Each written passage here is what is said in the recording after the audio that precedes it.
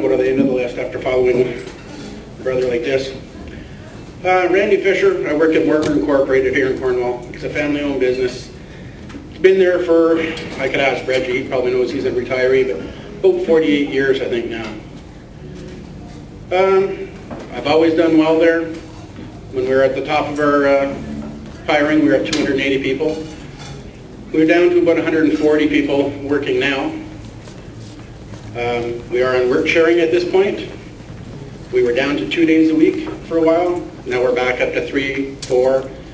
The company basically depleted their warehouses to see how to save some money that way. And now we're just basically selling to people when they have the cash in hand. A lot of our customers that we had are not working now either. We dealt predominantly with the States. We make vinyl for cars, trucks, boats, ski-doos, RVs, all the stuff that nobody can afford to buy now. Even before we got hit really hard with the economic turn, 30% of our market had gone to China. So this has been coming for quite a while. The unions could see it. We would talk to our owner. We talked to everybody that would listen. Unions have been predicting this for well over 10 years, but nobody would listen. Now all of a sudden, where are we? Now the unions have to help us. You have to cut your contracts. We need everything back from you now. It's not the way it's supposed to work. We worked hard for this. I was talking to Darlene earlier, and she said, when you negotiate a contract, you live by your contract. Well, the companies aren't living by their contracts now either. This is going to be a long road. People figure that, okay, in another few months, we ride the storm out, we're going to be good to go.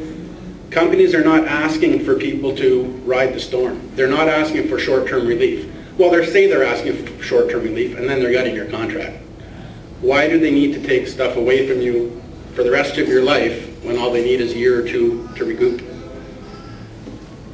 Brother Dick was mentioning Domtar. The day that they announced the final closure of Domtar, I was actually at Physio. And if anybody's ever been at Physio before, it's all just drapery booths. You can hear from one booth to the next. And there was a prominent businessman in there. I knew him just by his voice. I didn't have to see him there. I knew who it was. And he's talking, well, yeah, I heard about Domtar. And so we're down to 350 people, I think, at that point. It's not going to be that big of a deal. We just signed a company coming into Cornwall, 600 people. Teleperformance, making $10 an hour. When you take out 350 jobs, the last ones that were there, or even when they were at 600, making $60,000 or $70,000 a year without overtime, down to somebody that's making $10 an hour. Even the girl that was giving him his physio, who was 21 years old, just out of school, told him, what are you talking about? There's no disposable income. Cornwall has turned into a service industry town. We're basically, at one time, Morgan was probably mid-range wages in Cornwall. I think now we're in the top 3, if not in the top 2. People would kill to get into Morgan right now, even if they're only working 2 or 3 days a week. I'm also on the EI Board of Referees. Another, people call it a sideline for me because whenever we're on work sharing days, sometimes I actually have EI hearings, so I'm not losing a lot of money because I can actually go work for Service Canada.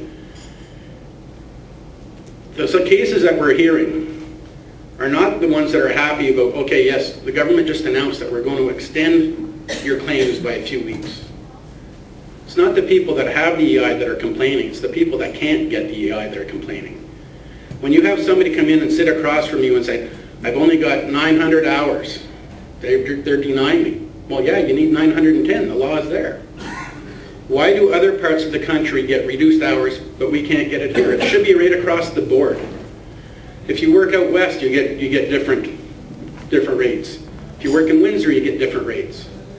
People in Cornwall used to make good money, they had good jobs, but they're being treated differently as well. It's not just Cornwall, it's all across the province. I don't know what to say. I've got probably, right now, when we were at our heyday, I said 280 people working. When we were on 3 shifts, we were around 200. The company's on work sharing. Good idea. We bought into it because our company can't go from 1 shift to 2 shifts to 3 shifts all in one shot. They have to ramp up 20% at a time. There's no way they can fill the orders. It got to the point where the people that were getting laid off every month or every couple of months said, screw it. I can't do this. I can't live with the not knowing what's going on. So we were losing all our skilled people heading out west. As soon as they were in line for a severance pay, I'm taking the severance so I can pay off my house and then we're moving. I have to have some money to go somewhere else. If Morburn ever needs to ramp up to full production again, I don't know where they're going to get the people to do the work. There's a lot of people that want the jobs, but they're going to be turning out garbage. Like, it's not to say that anybody in this room could not walk in there and be trained to do the job. But when you had people that were so well at doing it that can't get in there anymore, it's just frustrating. I hope everybody has, there's somebody here that has better news than some of us have been saying. But Cornwall is not going to be known as the industrial city anymore. It's going to be a service industry, and that's the way Ontario wants to go. We just may as well wipe us off the map now.